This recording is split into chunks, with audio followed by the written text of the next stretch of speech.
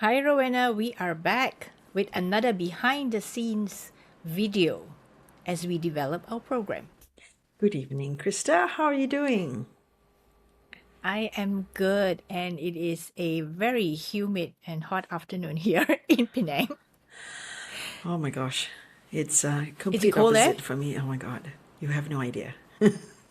Okay, It's cold. okay. It's I cold. am I'm sweating. rugged up, as you can see. Yeah. Yeah. Okay, so Rowena, today we want to talk about something that is, well, we experienced it ourselves, right? We're talking about visibility, we're talking about how to be seen. But when we started off in the early days, we were not this gung ho, were we? We were not this excited, enthusiastic about being seen. Nope, not at all.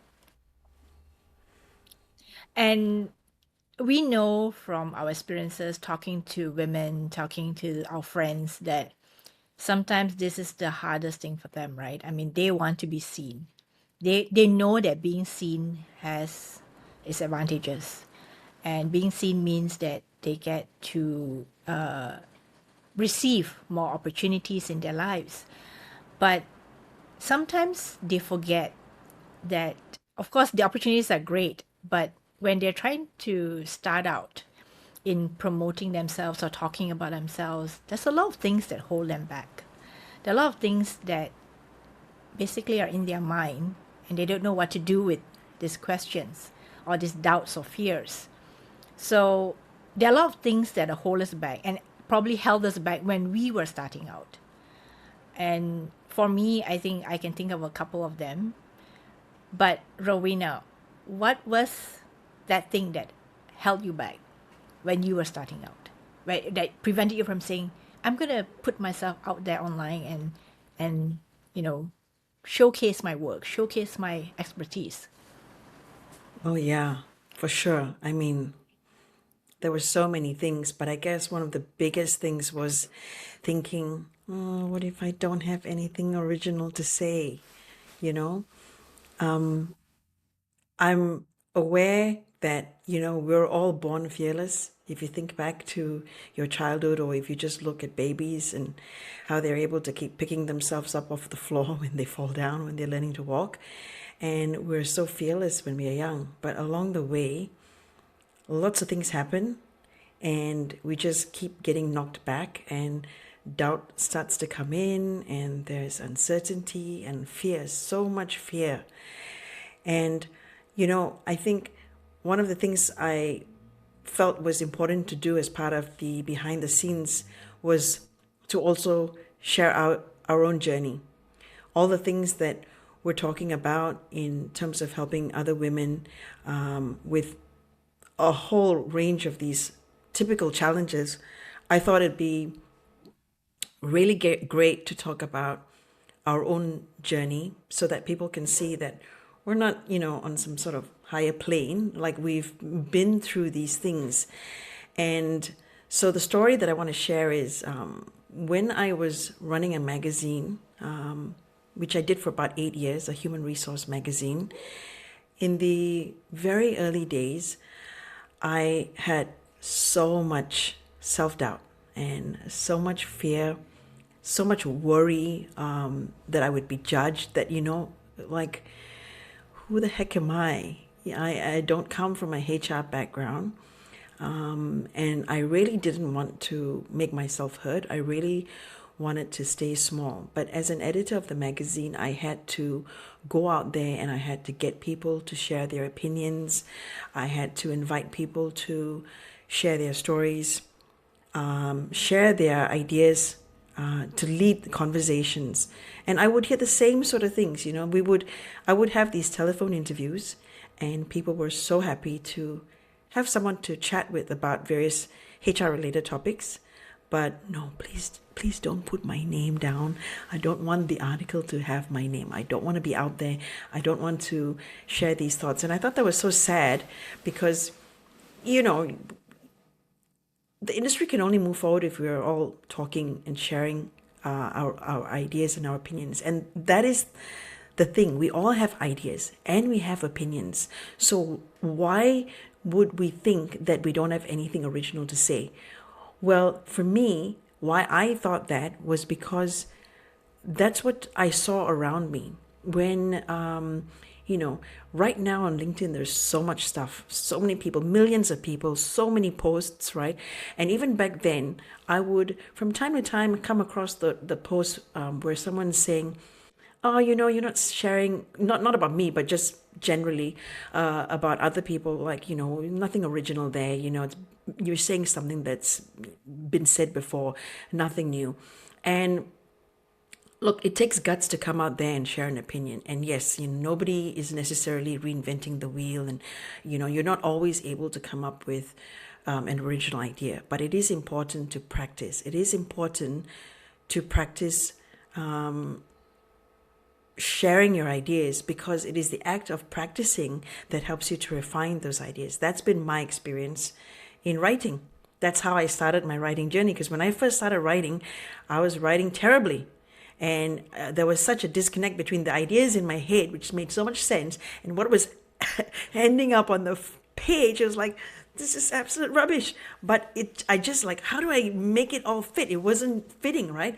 But through the process of time and practice, I got better and better. And I think that's what people need to understand. It's like, you have to put in the work, and you have to endure the fact that some of your work will be seen and it might not be the greatest, but that's okay.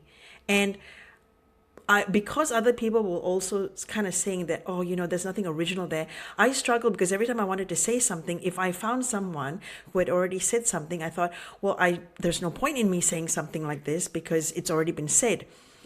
And I hid myself, and I just sort of muted myself for so many years because of this. Because every time I had something to say, I would just go, has someone already said that? Yes? Okay. Doesn't matter. Like, I had a way in which I wanted to share an idea, or I had certain things I wanted to say, but because that idea has been shared, I'm not going to bother. What's the point, right? And it took me a long time, a really long time, for me to understand. And then also there's the understanding, but then the accepting that it's not always about saying something that's completely original or completely new. It's about saying what is your truth and saying it in your own voice. And when I started looking at it that way, and I realized that there was value in that, and that nobody can necessarily say what needs to be said the way that I can, that's when I felt comfortable enough to step forward and start sharing. And I think alongside that, I kind of had been building my network at the same time. And because I'd been focusing on making sure I had a relevant network, a supportive network around me, not just kind of connecting to anybody and everybody. And in this regard, I'm talking specifically LinkedIn. Because I had a supportive network, when I eventually came out from behind the curtain, I had support.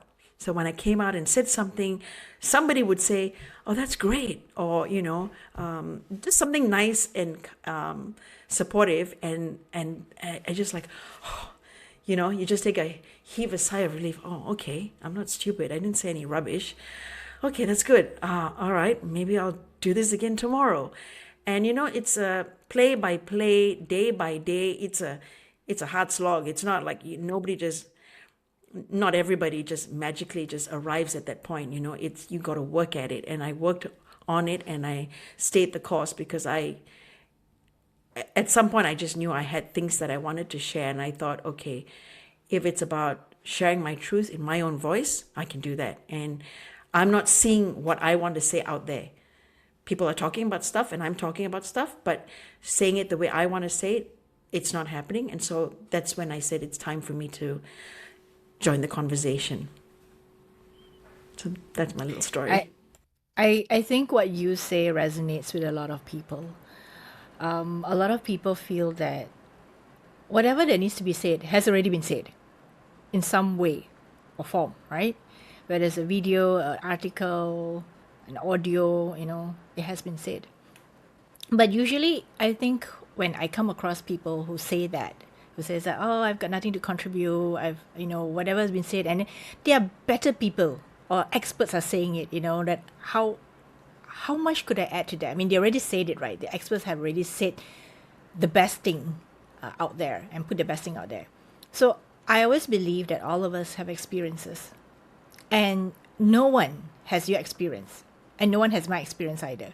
The way we've lived our lives, the way we have come to where we are today, I think it's all the bits and pieces, the messy, the fun, the not so fun, the crazy stuff that happens in our careers and all that. That makes us who we are.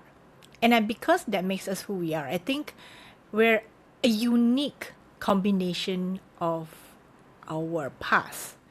Then, even if, just say, Rowena, you're talking about something, okay, pick the topic, like just say, okay, let's talk about leadership. Okay, let's talk about, trying something or doing something.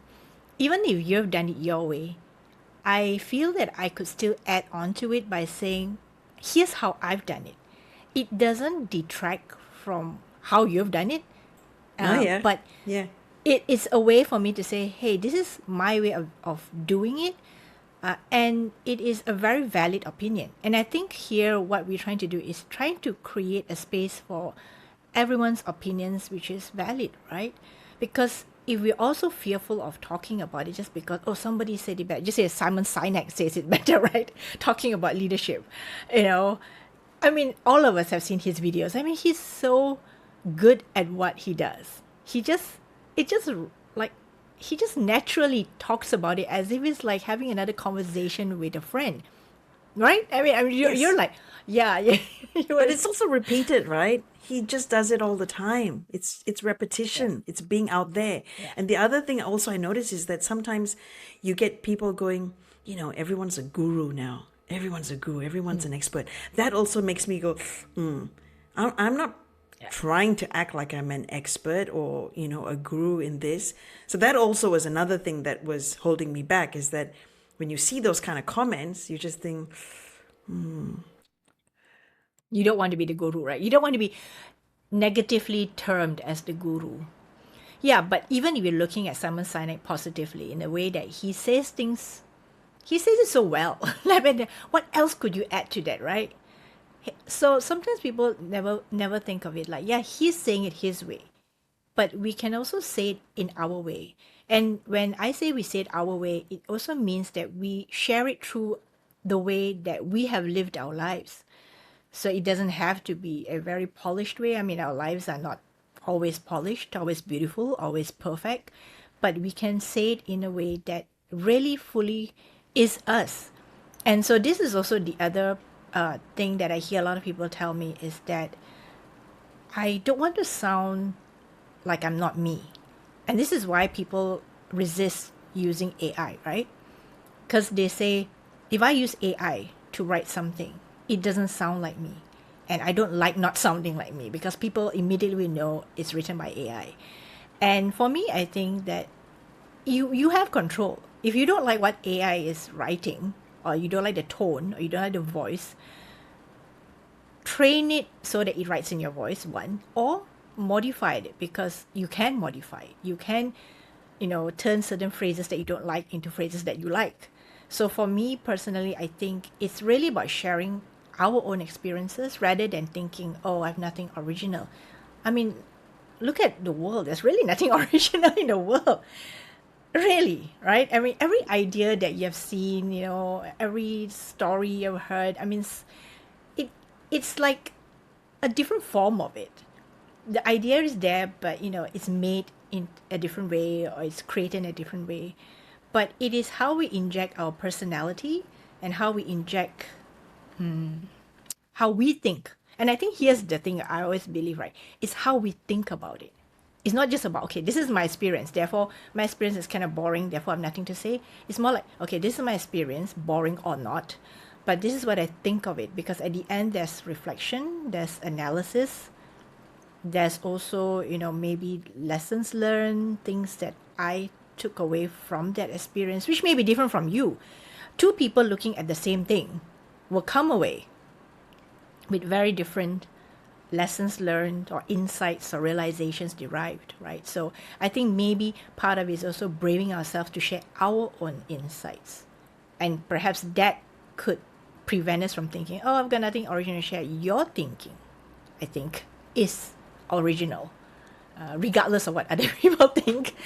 I think what you come up with would probably be different from any one of us, right? Because your lived experience is different.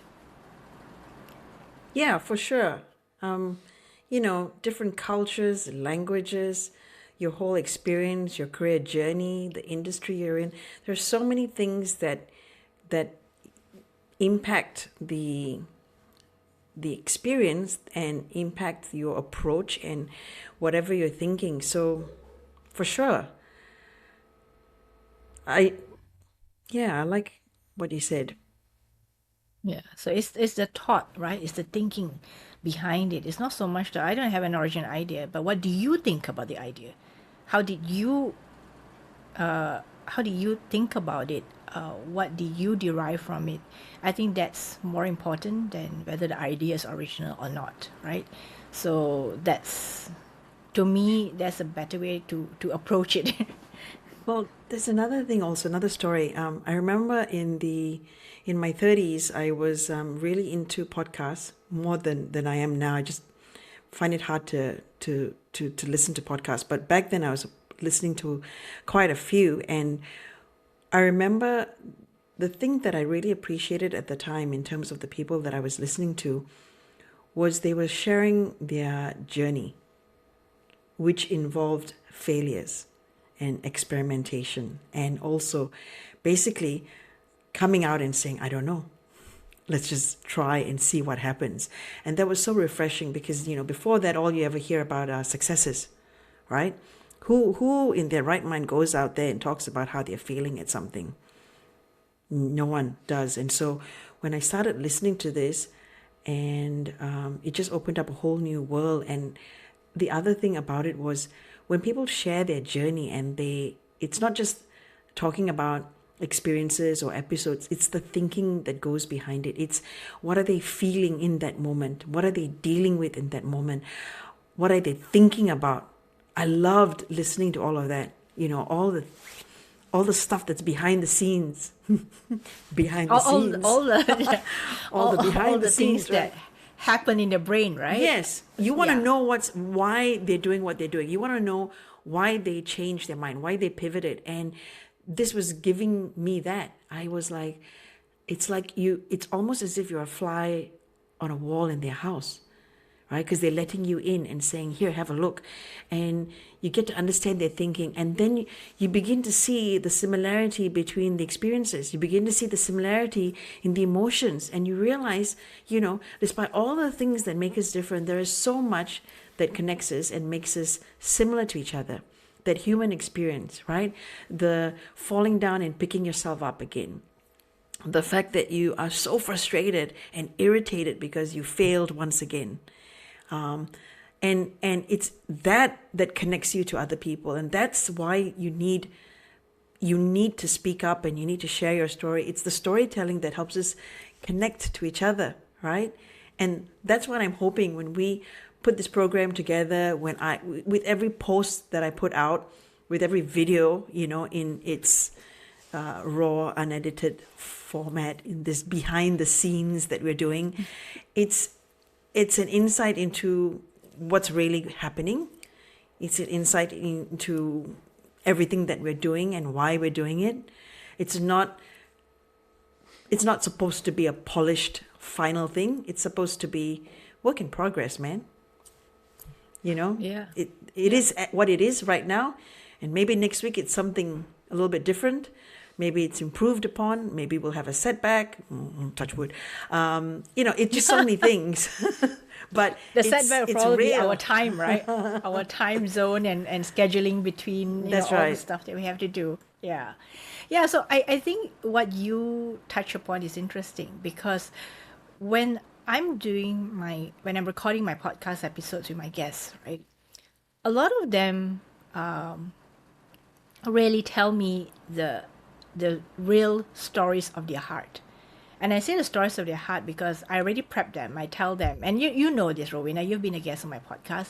I say that I don't want your glossy, magazine ready stories, right? I want the story that you probably would have not told anyone. but perhaps there's this desire in you to tell that story. And perhaps no one has ever asked you about that story either. So I want that story because it is only through the non-glossy, non-polished, non-success, I call it non-success stories, that people really can connect with you. Because if you're super successful, if you're already there and you have nothing to share about failing, then there's really no way a regular listener can connect with you.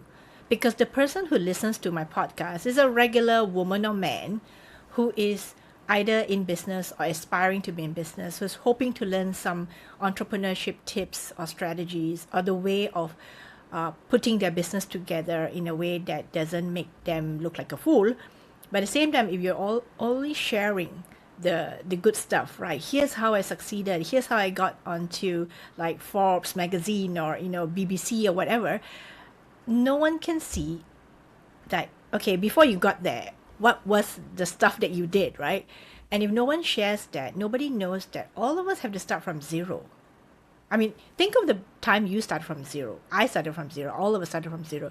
The day we graduated from university, when we had to look for a job, we started from zero. Or the time that we had to restart in another job, we start from zero again. Even though we come with experience, but we still have to start from zero. We have to make new friends again in the new office. We have to learn the new job scope. Everything was zero. So if we never highlighted the fact that all of us started somewhere zero and learned and grew, there would only be success stories and never stories of experiments that went sideways, or things that went haywire. And that is also a question that I think people who want to come in this program probably thinking to themselves, what if I fail? And so I think failure is a big That's, word these days. yes. Is that where you're coming from? That's the story you want to share? I want to share the fact that, these days I've taken a very experimental approach to failing, which means that I always tell myself, if I fail, and we always think that when we fail, the entire world is looking at us. And I say that unless you're a celebrity, unless you're some, big time politician, no one cares. No one cares. Honestly, No no one one cares. cares. No one cares about your failures. I mean, we make it so, like, it's such a huge thing. If I fail, if I fail in this business venture, if I fail in this thing that I'm doing, what if nobody likes this and nobody buys this? I mean, we make it such a big deal, right, for ourselves, and then we beat ourselves up about it. Okay, so coming back to LinkedIn, for instance, right? Just say if I put up a post and the concept of failure is that what if nobody likes it? Nobody gives it a thumbs up. Nobody comments. Nobody shares it. It's okay, right? But the other thing I always tell people, flip the script. What if people start commenting? What if people start giving it, like lots of thumbs up or likes or loves or whatever? What if that happened? Or what if someone from that post noticed you and wanted to connect with you? Or, someone say, hey, I didn't know you were doing this. Let's go for a coffee, or let's do a virtual coffee. The other side of it is actually a lot nicer to imagine. If you can imagine, like, okay, this is happening to me, and this is the most negative thing that could happen, which is like no one likes my post. Okay, but given the algorithm of LinkedIn, sooner or later something happens, right? Or if really nothing happens to you, well, we can always tag a friend. So that's the beauty of our program. You'll be in the program with other people, and you can tag your friend, and then your friend can come and comment on it. And we want it to be supportive in that way. We want it to be supportive in a sense that if you put something up and you're really feeling a little bit fearful, wondering whether, is this the right thing to write about or share about, you'll have people who will be there to support you. And I think that is so important. And I've been very, very blessed in a way that every time I put up something on LinkedIn, right, my friends will start chiming in strange ways, and sometimes it goes off on a different trajectory. But I like it because this gives me more ideas to write. So this is the reason why I say, if you don't put yourself out there, you will never know what resonates with your audience or the people who want to be your friends or are your friends or contacts. But from there, I always get a lot of ideas of what else to write. What's my next post going to be? Because someone will say something in the comment. They'll say, interesting. Never thought about that. Let me try and see what my take or my thought or my reflection about that comment is like, and I could create another post. So basically, a post begets a post, or a post gives birth to another post. If you have this idea of just putting it out there, I'm seeing what people are going to comment or react about it, and this gives me more ideas to write about or to write posts about. So I think that the concept of failure is really overrated. I mean, even if we fail, and I think both of us have had a lot of failures in our lives, just that we haven't spoken publicly about it, about them. And we never really think that people that we follow, people we like, people who are super successful have had failures. But I think all of us had failures. And being able to come to terms with the fact that if I fail, so what? I'm not going to be tomorrow's headline in the newspapers. No worries about that. It'll just be another day. Well, okay, I have two things to add to that because as you were talking, it's coming to my mind. I'm trying to remember. The first thing Okay. is that when people put posts out and they don't post often, right? So there's a lot of pressure because they're now expecting that one post from, I don't know, the last 5 months to suddenly deliver everything. And that's just too much pressure. So I think people also need to generally set more realistic parameters around things that they put out and be patient and give themselves time, not expecting one thing to do the job. Just like in marketing, the one marketing activity is going to be the be all and end all. You can't do that. You have to keep putting yourself out there over and over. So if you look at the marketing concept of 7 times putting something out, different channels and different platforms.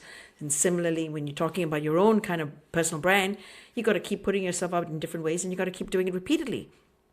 So that's the first thing. People have too high expectations from a single post, right? Or a single attempt at something.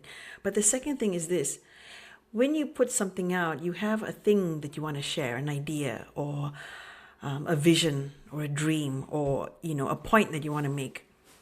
It's got to be bigger than, how many likes you get. It's like you have the opportunity to make your point. So make your point. Doesn't matter if people are going to like it or not like it, or, you've only got 2 likes and why is no one saying anything? Doesn't matter. The point is you had something you wanted to share and you have the opportunity to share it. That's the beauty of the world we live in today, social media, despite, there's pros and cons, of course, but we now have platforms everywhere we go. Everywhere you turn, you have the opportunity to make yourself heard. And so you should pick up that opportunity, right? But also just focus on the message. What is the message that you want to share? Don't really be too bothered about whether people respond. And in my experience, having been visible and active on social media for many years, I also know people tend to lurk. So they're reading and they're enjoying it, but they don't give you feedback. They might drop you a note. I mean, I've had calls from people and messages from people from years later. Never in the moment when they go, I've been following you all this while, or, I saw this article. It's like, would have been really lovely if you had told me in the moment. But now you're telling me, okay, that's fantastic. But people do that. So they're consuming stuff, but they're not necessarily letting you know. And that's okay. Because there's, different ways of doing things, right? Not everyone is going to necessarily comment or like or celebrate whatever it is that you're doing. But they might be consuming it. And so that's something to keep in mind. Yeah. And also, if you're in our program, we'll teach you other ways to get, you know, more, how should I say, more ideas, I would say. Would you say more ideas? More ideas to help you think differently about putting yourself out there, especially we're talking about a social media platform like LinkedIn. So for me, I think a lot of this has to do with how you reframe, how you think about things differently. So I always, these days, I believe that I reframe failure as, well, I'll live with it. I can live with it. I mean, nothing is going to majorly impact my life. If I wrote a post and, like you say, Rowena, maybe people are lurkers. They lurk, or they even don't even dare to like your post because it, people might say, "Oh, you liked her post, and her post was about something controversial, right?" That's right. That's So right. yeah, because controversial stuff, right? People write controversial stuff. So, but I feel sometimes that, yeah, they are lurkers, they are stalkers, or lurkers or stalkers, whatever you want to call them. But eventually, people who really like the work that you do, or like the stuff that you put out, the posts or the thoughts that you put out, they will eventually connect with you. And you'll know that. You'll know that because eventually when you come around to talking to them, they'll say, "Hey, I like your article. I like what you said about this." In a way, putting yourself out there also shows who you are, right? Your values. Because you're writing something. It cannot be just like, unless you're writing something like a reporting, like you're reporting that this happened to you. But if you're really writing something that's heartfelt, I feel that people get to know you more. And it's also a way for people to understand, okay, I don't know her very well, but by reading her post or reading her article, now I know what she stands for, or what she believes in, or what she doesn't like, or what she likes, or where she stands in relation to this problem or dilemma or issue. Because sometimes we don't share those things publicly, but through an article we know the value of that person. And this is really, I love reading people's articles and say, I never knew this person thought this way, but the thinking is what is fascinating. Yeah. So I think True. that's where I want to end it. It's like your values show up in the work that you put out there, Yes. like it or not, right? Whatever Yes. values that you have, it comes That's right. out.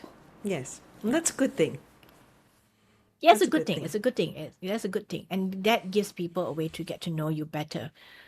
So these are some of the things that we feel that why people feel it's hard for them to put themselves out there, right? It's hard for them to show up online, to promote themselves. We understand that because we have gone through that ourselves. But in Correct. a way, we have kind of outgrew it. We outgrew it.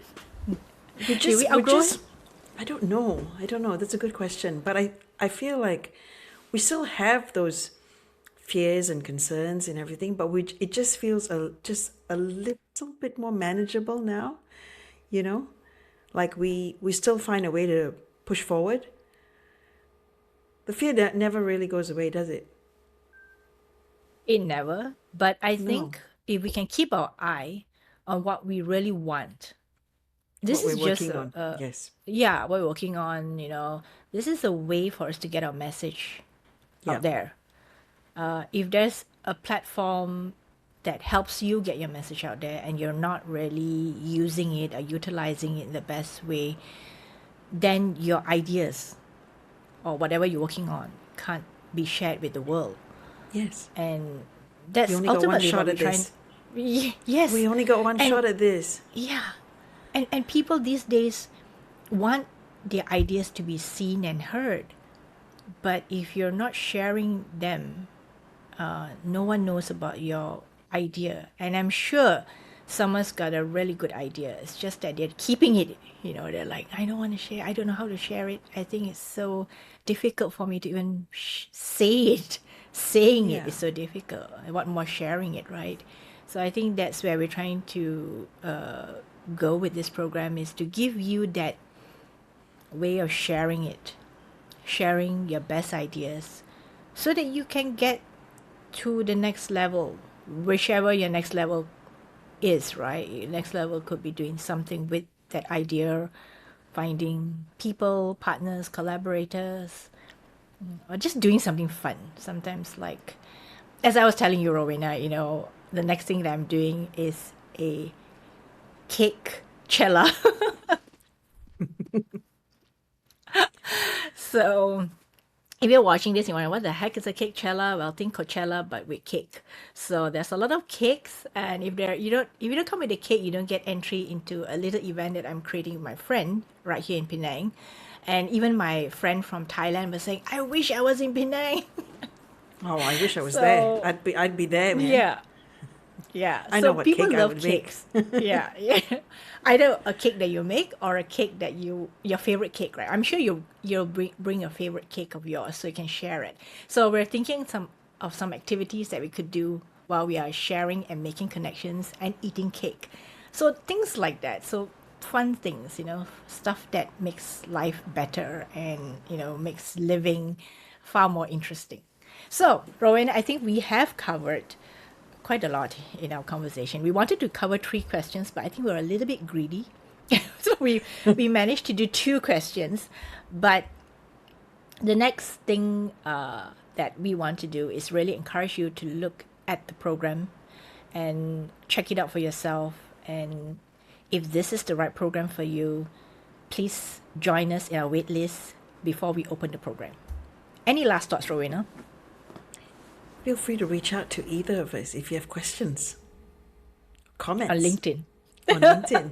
or anywhere, or anywhere. Anywhere you can find it. So, Rowena, maybe let us know your website so people can find Okay, you. digitalconfluence.info, and then on LinkedIn, just Rowena Morais. And I also have a personal website, rowenamorais.com. But I guess LinkedIn is probably the best way. Yeah. Since we're talking about LinkedIn and showing up on LinkedIn, so I guess for myself, it's also LinkedIn. You can find out more about what the work that I do at redbox.com. And I also have my podcast website, womenprenneurasia.com. But of course, the best place is still LinkedIn since we're talking about that a lot today. So thank you everyone for watching. Thank you for being part of this conversation with us as we unpack some of the, how should I say, the doubts, the fears, Yes, and the thinking.